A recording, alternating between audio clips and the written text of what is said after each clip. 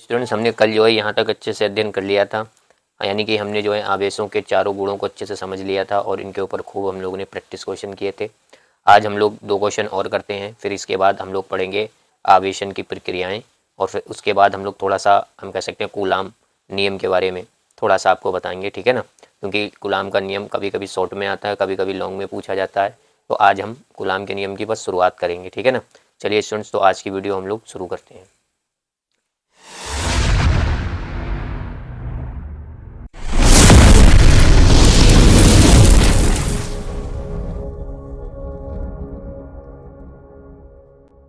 ठीक है स्टूडेंट, पहला क्वेश्चन है अपना, आवेश का क्वांटा किसे कहते हैं।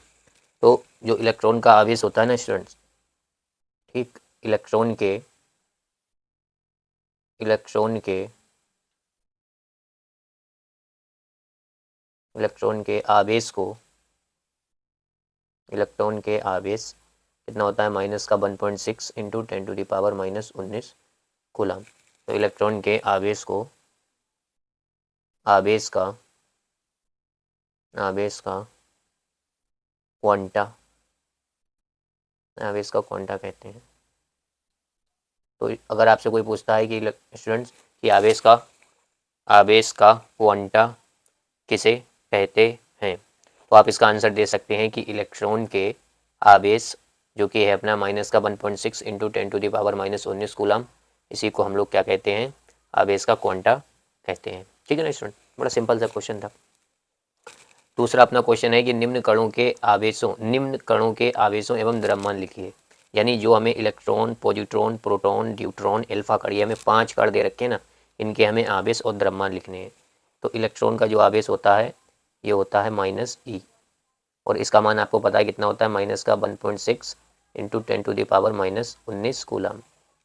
और इसका द्रव्यमान होता है इलेक्ट्रॉन का me लिखेंगे, यानी कि मास ऑफ इलेक्ट्रॉन, ये होता है 9.1 इंटू 10⁻31 kg।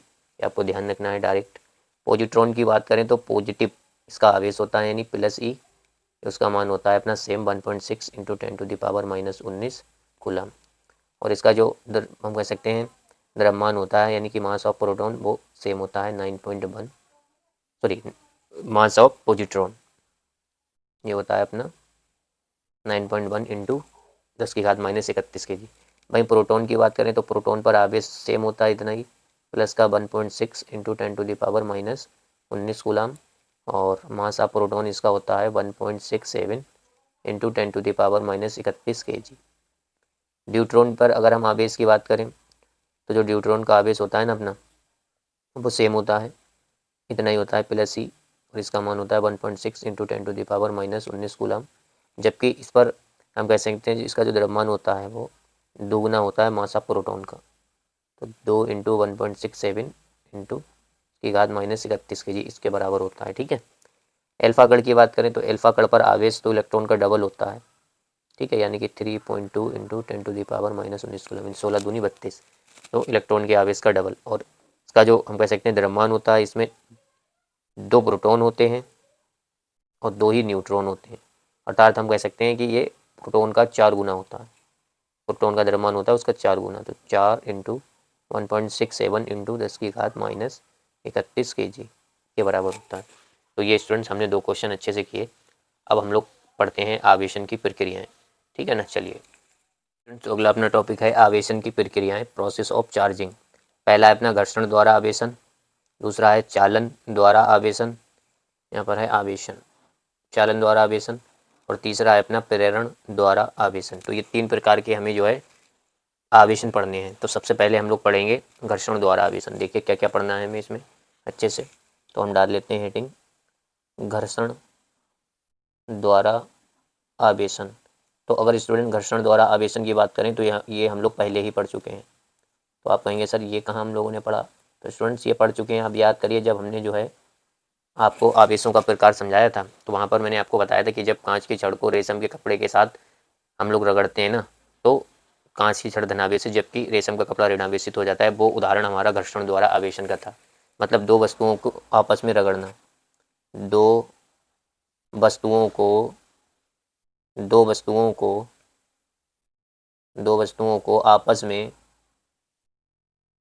में रगड़ना, दो वस्तुओं को आपस में रगड़ना ही घर्षण द्वारा आवेशन कहलाता है। रगड़ना ही घर्षण द्वारा आवेशन कहलाता है। तो यहाँ पर हम कह सकते हैं दो वस्तुओं को जब हम रगड़ते हैं ना आपस में, तो उसी प्रक्रिया को हम लोग क्या कहते हैं, घर्षण द्वारा आवेशन कहते हैं। ठीक है, तो यहाँ पर उदाहरण के तौर पर आप ले सकते हैं, अगर आप उदाहरण लेना चाहते हैं तो यहाँ पर आप उदाहरण दे सकते हैं कि जब कांच की छड़ को रेशम के कपड़े के साथ घर्षण कराते हैं यानी रगड़ते हैं। जब कांच की छड़ को रेशम के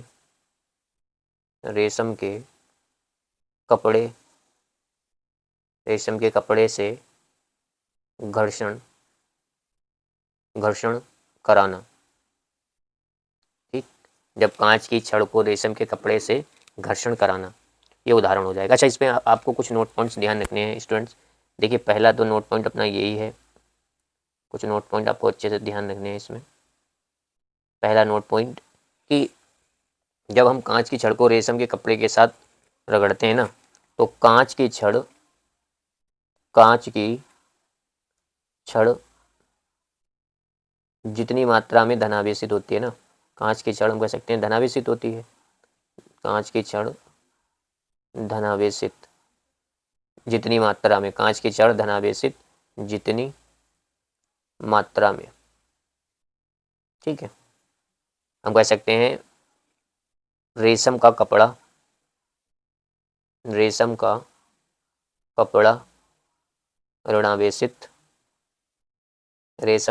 ऋणावेशित हो जाता है उतनी ही मात्रा में। ठीक, उतनी ही मात्रा, मतलब जितना, कल भी हमने आपको ये बात बताई थी कि जितनी मात्रा में हम कह सकते हैं कांच की छड़ धनावेशित होगी, उतनी ही मात्रा में रेशम का कपड़ा ऋणावेशित होगा। तो यहाँ से हमें एक चीज़ पता चली स्टूडेंट्स। यहाँ से दूसरा अगर आप लिखना चाहें पॉइंट, तो आप ये लिख सकते हैं कि सर जब इलेक्ट्रॉनों की कमी होगी ना, इलेक्ट्रॉनों की कमी, तो आपको यहाँ पर ये ध्यान रखना है स्टूडेंट्स कि वस्तु जो है धनावेशित होगी। ठीक, अगर कहीं आपको वस्तु धनावेशित दिखती है तो आप समझ जाइए पक्का इलेक्ट्रॉनों की कमी है। ठीक, और अगर इलेक्ट्रॉनों की कमी आपको दिखती है यानी वस्तु धनावेशित दिखती है, इलेक्ट्रॉनों की कमी है, तो वस्तु का द्रव्यमान घट जाता है। ये भी आपको ध्यान रखना है, वस्तु का द्रव्यमान घट जाता है। ठीक, इसी तरीके से अगर हम बात करें अगले पॉइंट की, तीसरा जो इसमें नोट पॉइंट है कि अगर मान लीजिए इलेक्ट्रॉनों की अधिकता दिखे, सर इलेक्ट्रॉनों की कमी की जगह आपको अगर इलेक्ट्रॉनों की अधिकता नज़र आए, ठीक है ना, तो इसका मतलब हुआ कि वस्तु अपनी होगी ऋणावेशित। वस्तु क्या होगी? वस्तु होगी ऋणावेशित। और अगर स्टूडेंट वस्तु अपनी ऋणावेशित है, अगर वस्तु अपनी ऋणावेशित है ना, तो आप ये कह सकते हैं कि वस्तु का द्रव्यमान बढ़ जाता है। वस्तु का द्रव्यमान बढ़ जाता है या बढ़ जाएगा। ठीक है स्टूडेंट, तो आपको बस घर्षण में इतना ही ध्यान रखना है। घर्षण का मतलब ये होता है कि दो वस्तुओं को आपस में रगड़ना ही क्या कहलाता है? घर्षण द्वारा आवेशन कहलाता है। यानी दो वस्तुओं को आप रगड़ते हैं तो आप वस्तु को चार्ज कर लेते हैं। ठीक, उदाहरण हमने बताया जब कांच की छड़ को रेशम के कपड़े से घर्षण कराते हैं, तो वो घर्षण का ही हम कह सकते हैं एग्जाम्पल है। इसके बाद हमने यहाँ पर आपको कुछ नोट पॉइंट बताया। हमने कहा कि भाई जब आप दो वस्तुओं को रगड़ेंगे तो एक धनावेशित होगी, दूसरी ऋणावेशित होगी, लेकिन ये दोनों बराबर मात्रा में धनावेशित और ऋणावेशित होती हैं, ये आपको ध्यान रखना है। दूसरा पॉइंट, एक वस्तु पर हम कह सकते हैं इलेक्ट्रॉनों की कमी होती है मान लीजिए, तो इसका मतलब हुआ वो वस्तु धनावेशित होगी। और अगर वो वस्तु धनावेशित होगी तो उसका द्रव्यमान घट जाएगा, क्योंकि इलेक्ट्रॉन ट्रांसफर हो रहे हैं ना, इलेक्ट्रॉन उसके कम हो रहे हैं, दूसरी वस्तु के अंदर ट्रांसफर हो रहे हैं। तो जिस वस्तु से इलेक्ट्रॉन जा रहे हैं ना, उनके साथ में 9.1 × 10⁻³ kg के बराबर हम कह सकते हैं उनका द्रव्यमान भी जा रहा है। इसी तरीके से अगर इलेक्ट्रॉन की अधिकता की बात करें, तो इलेक्ट्रॉन की अधिकता का मतलब हुआ कि वस्तु ऋणावेशित है। इसका मतलब कहीं से उस पर इलेक्ट्रॉन आए हैं, और अगर कहीं से इलेक्ट्रॉन आए हैं तो एक इलेक्ट्रॉन अपने साथ कितना द्रव्यमान लेके आया? 9.1 × 10⁻³ kg। तो इस तरीके से हम कह सकते हैं बहुत सारे इलेक्ट्रॉन आएंगे तो बहुत द्रव्यमान आएगा, जो कि वस्तु का द्रव्यमान हम कह सकते हैं पहले के मुकाबले बढ़ जाएगा। ठीक है स्टूडेंट, तो ये अपना पहला टाइप था, इसमें आपको बस इतना ही ध्यान रखना था, घर्षण द्वारा आवेशन में। अब हम दूसरा टाइप पढ़ते हैं जिसका नाम है चालन द्वारा आवेशन। चलिए इसको भी शुरू करते हैं। चालन द्वारा आवेशन क्या होता है? तो देखिए स्टूडेंट्स, ये अपने पास हम कह सकते हैं चालन द्वारा आवेशन। देखिए चालन द्वारा आवेशन में क्या होता है कि इसमें हमारे पास दो वस्तुएं होती हैं। एक वस्तु होती है अपनी उदासीन और एक वस्तु होती है अपनी, हम कह सकते हैं, आवेशित। तो जब आवेशित वस्तु को उदासीन वस्तु से स्पर्श कराकर आवेशित करने की जो प्रक्रिया होती है ना अपनी, यही कहलाती है चालन द्वारा आवेशन। तो चलिए सबसे पहले हम डेफिनेशन लिख लेते हैं, फिर मैं आपको समझाता हूँ उसका मतलब अच्छे से। तो अपना क्या है स्टूडेंट? चालन द्वारा आवेशन। चालन द्वारा आवेशन। देखिए सबसे पहले मैं डेफिनेशन लिख लेता हूँ, फिर आपको अच्छे से समझाता हूँ। देखिए अगर चालन द्वारा आवेशन की बात करें तो हमने क्या बताया कि जब किसी आवेशित वस्तु से जब किसी आवेशित वस्तु से उदासीन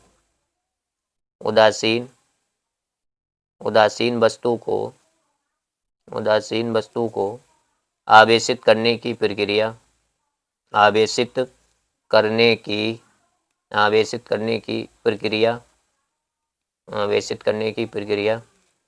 चालन द्वारा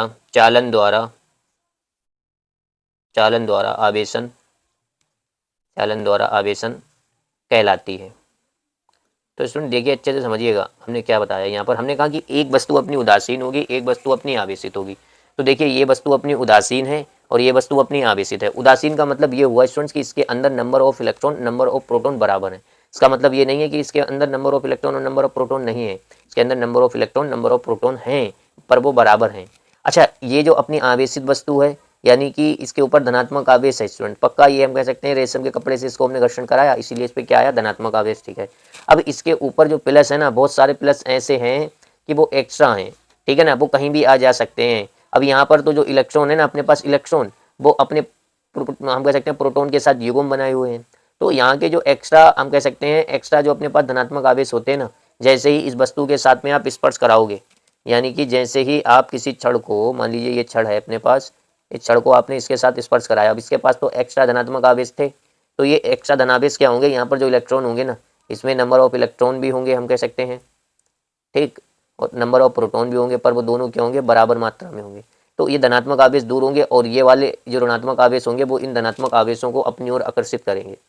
ठीक है, तो जैसे ही ये धनात्मक आवेश हम कह सकते हैं इसके जो इलेक्ट्रॉन होंगे इस पर आकर्षित करेंगे, तो इसके 2-4 धनात्मक आवेश जो होंगे इस छड़ से, हम कह सकते हैं वो इस गोले पर आ जाएंगे। ठीक है, अब अगर हम इस छड़ को हटा भी देंगे ना, फिर भी हमारे पास जो हमारी उदासीन वस्तु है वो आवेशित हो जाएगी। तो हम यही कह सकते हैं कि जब किसी उदासीन वस्तु को आवेशित वस्तु से आवेशित करने की प्रक्रिया हमारी क्या कहलाती है? चालन द्वारा आवेशन कहलाती है, जो कि आपके सामने है। ठीक है ना स्टूडेंट? तो चलिए अब हम अपने तीसरे प्रकार के आवेशन की बात करते हैं, जिसका नाम है प्रेरण द्वारा आवेशन। चलिए स्टूडेंट, तो देखिए स्टूडेंट्स, ये है अपना अगला टॉपिक जिसका नाम है प्रेरण द्वारा आवेशन। अब यहाँ पर 4 आकृति हमारे पास बनी है, इसको हम अच्छे से समझ लेते हैं स्टूडेंट। अब देखिए इसमें भी हम क्या करते हैं, अपने पास एक उदासीन वस्तु होती है और एक आवेशित वस्तु से हम उस उदासीन वस्तु को चार्ज कर देते हैं। ठीक है, और यही प्रक्रिया हमारी कहलाती है प्रेरण द्वारा आवेशन। तो आप एक बात, आपके मन में एक बात आएगी स्टूडेंट कि सर फिर प्रेरण द्वारा आवेशन और चालन द्वारा आवेशन में अंतर ही क्या है? क्योंकि हमने चालन द्वारा आवेशन में भी तो यही करा कि एक आवेशित वस्तु थी और एक उदासीन वस्तु थी। आवेशित वस्तु से हमने उदासीन वस्तु को आवेशित किया और इस प्रक्रिया को आपने चालन द्वारा आवेशन बोला। और यहाँ पे भी वही आप कह रहे हैं कि एक आवेशित वस्तु होगी, एक उदासीन वस्तु होगी, आवेशित वस्तु से उदासीन वस्तु को आवेशित करेंगे और ये प्रक्रिया प्रेरण द्वारा आवेशन कहलाएगी। तो स्टूडेंट्स आपको ध्यान देना है कि इन दोनों में छोटा सा अंतर है।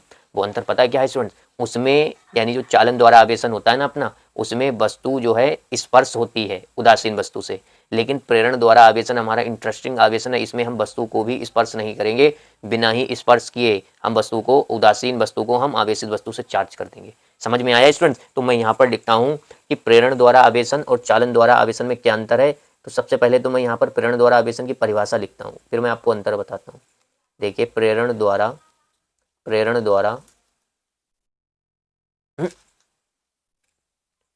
द्वारा आवेशन, समझिएगा स्टूडेंट अच्छे से। देखिए अगर मैं प्रेरण द्वारा आवेशन की बात करूँ ना, तो प्रेरण द्वारा आवेशन क्या होता है अपना, देखिएगा कि एक उदासीन या एक आवेशित वस्तु से उदासीन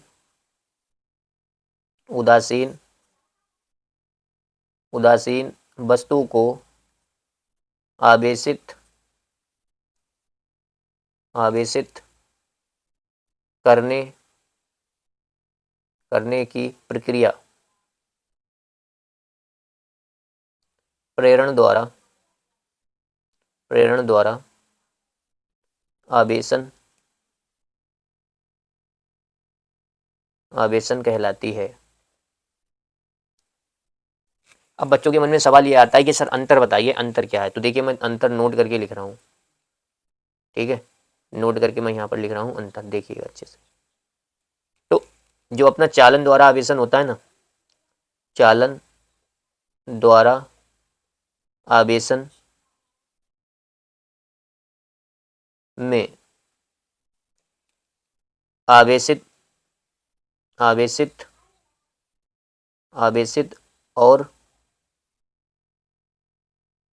और उदासीन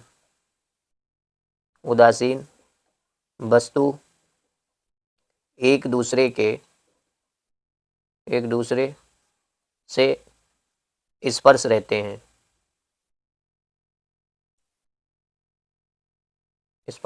ठीक है। जबकि अगर हम बात करें प्रेरण द्वारा आवेशन में, ठीक, प्रेरण द्वारा आवेशन में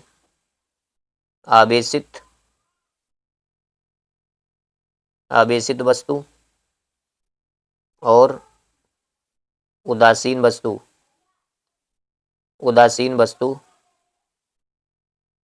एक दूसरे के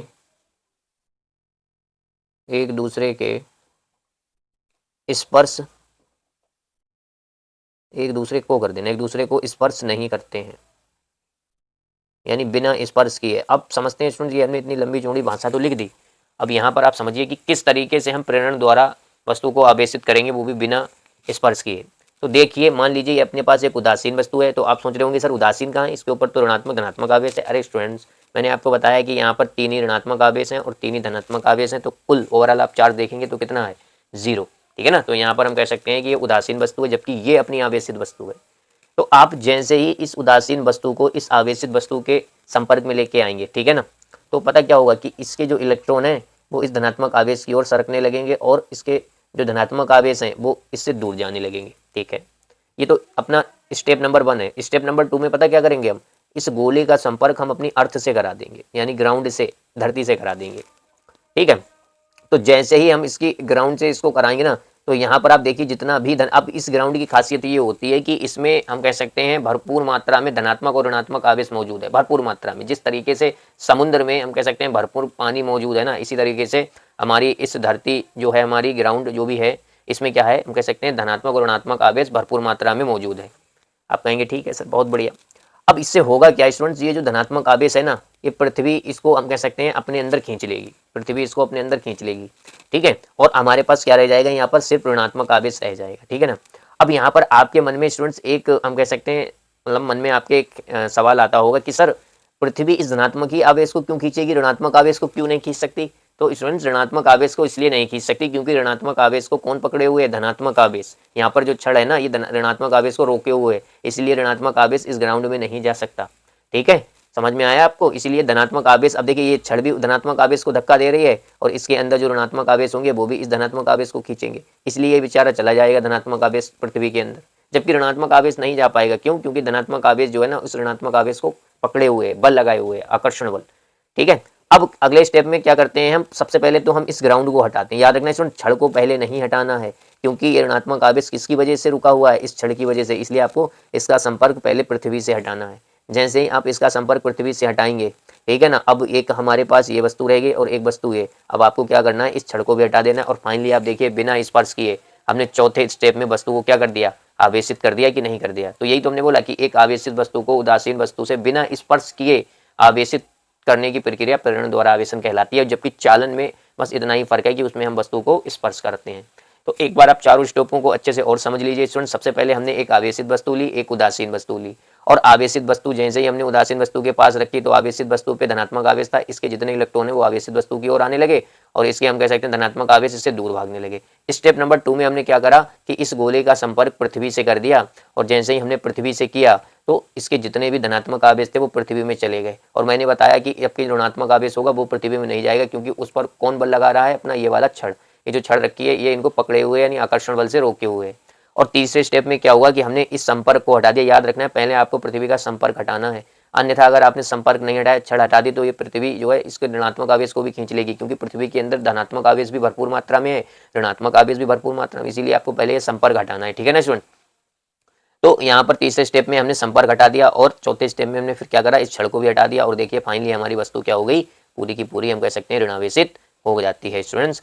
तो इस तरीके से हम समझ सकते हैं प्रेरण द्वारा आवेशन को। हम इतना ही रखते हैं, क्योंकि आज की वीडियो काफ़ी हमारी बड़ी हो चुकी है ना, और हम कूलाम का नियम जो है उसको पढ़ेंगे कल। तो आज के लिए हम फिर इतना ही रखते हैं स्टूडेंट्स। Thank you.